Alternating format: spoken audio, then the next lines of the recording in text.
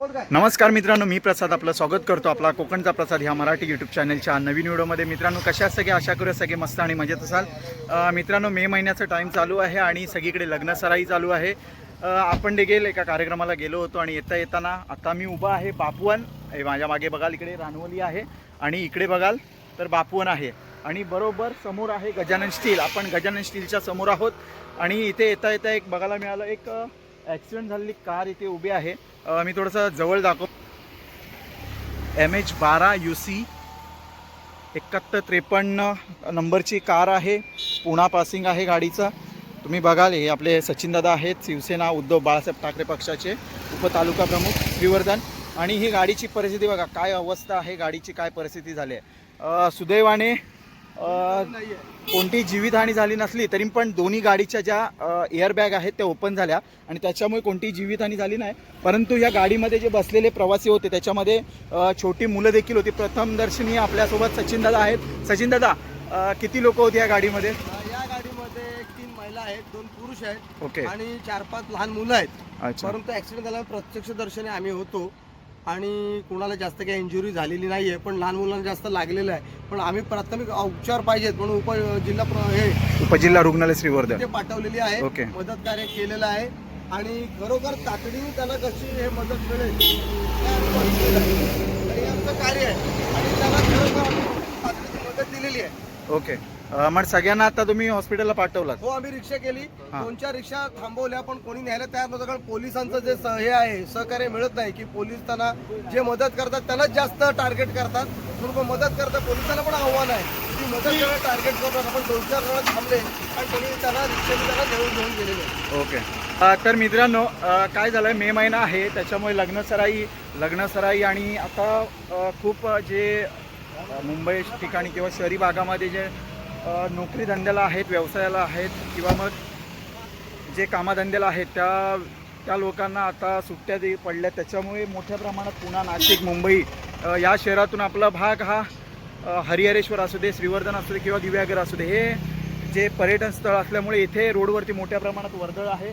तर कसं होतंय, सेकंदाला गाडी धावत असल्यामुळे इथे मोठ्या प्रमाणात आपल्याकडे वळणं वगैरे आहेत. तरी देखील गाडी चालवत असताना कुठेतरी ड्रायव्हरचं देखील भान असणं गरजेचं आहे, पण तसं होताना दिसत नाही आहेत.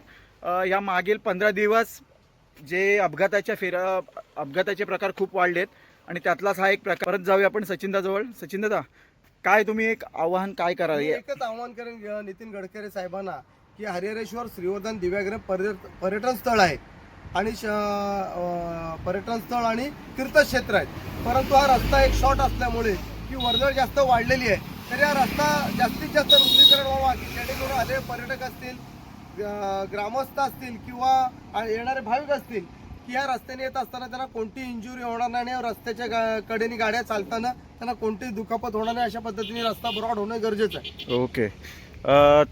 तर मित्रांनो, आपण देखील ह्या रोडनी प्रवास जर करत असाल तर सावकाश प्रवास करा. कारण काय झालं आहे, वळणं जरी नसतील, हा इथे जर तुम्ही प्रत्यक्ष बघितला तर हा वळण तुम्हाला कुठेच दिसणार नाही. पण एका दिवस असं देखील असू शकतं गाडीवरचा ताबा देखील तुटला असेल, त्याच्यामुळे सरळ गाडी येऊन धडकले या आंब्यावरती. त्याच्यामुळे काळजी घ्या. तर मित्रांनो, इकडे किती मोठ्या प्रमाणात अपघात झाला आहे. अजून देखील गाडीची इंडिकेटर वगैरे चालू आहेत आणि हा बघा किती जोराने धडक दिली आहे. अक्षरशः गाडीचे जे काचा वगैरे आहेत त्या झाडामध्ये घुसल्यात. विचार करा, आपण आपली फॅमिली घेऊन जातोय गाडी, तर कशा पद्धतीने प्रवास केला पाहिजे. गाडीचं नियंत्रण आणि गाडीचा वेग किती प्रमाणात असला पाहिजे. हे बघा, आतमध्ये गाडी ओपन करून दाखवतो मी तुम्हाला. हे बघा, थोडासा विचार करा, जर ह्या एअरबॅग फुटल्या नसत्या, ओपन झाल्या नसत्या तर काय परिस्थिती असते. जीवितहानी झाली नाही, पण त्यांचं नशीब बलत्तर होतं. तर मित्रांनो, आपण आता बापवण आणि रानवलीच्या मध्ये होतो, जो अपघात झाला होता तिथून आता आपण निघतोय. तर मित्रांनो, परत एकदा सांगतोय, तुम्ही वाहन चालवताय, गाडी चालवताय तर गाडी सावकाश चालवा. सध्याचे दिवस खूप बेकार आहेत, म्हणजे कधी काय होईल हे सांगता येत नाही. आणि प्रवास करताना चारी बाजूला लक्ष असू द्या. आणि एक विशेष सूचना की कोणताही मद्यपान म्हणजे ड्रिंक न करता गाडी चालवा, जेणेकरून आपण आपल्या फॅमिली सोबत प्रवास करतोय तर एक आपली फॅमिली देखील सेफ राहील आणि समोरचा देखील सेफ राहील. त्याच्यामुळे ही काळजी घ्या. आणि दुसरं म्हणजे तुम्ही जर इन केस जर असा विषय झाला, जर कधी अपघात झाला न हो पण अशी घटना घडली, तर पहिल्यांदा जर तुमच्या गाडीचा इन्शुरन्स असेल तर इन्शुरन्स क्लेम करण्यासाठी काही गोष्टी गरजेच्या असतात. त्या म्हणजे सर्वात प्रथम तुमच्या गाडीचं पूर्णपणे जिथे डॅमेज झालंय किंवा मग ज्या लोकेशनला आहात त्या लोकेशनचं पूर्ण गाडीचं पूर्णपणे राऊंडमध्ये व्हिडिओ करा. किती डॅमेज झालंय ते व्हिडिओमध्ये घ्या आणि 24 तासाच्या अगोदर आपली जी पण कोणती इन्शुरन्स कंपनी असेल त्या कंपनीला इन्फॉर्म करा. आणि मग त्याच्यानंतर जवळपास जर कोणता टोचनवाला असेल तर त्याला बोलवून तुमची गाडी यार्डमध्ये न्या. आणि विशेष दुसरं म्हणजे हे होत असताना एक पोलीस स्टेशनमध्ये नोंद करा, म्हणजे NC करा की माझ्या गाडीचा अपघात झालाय.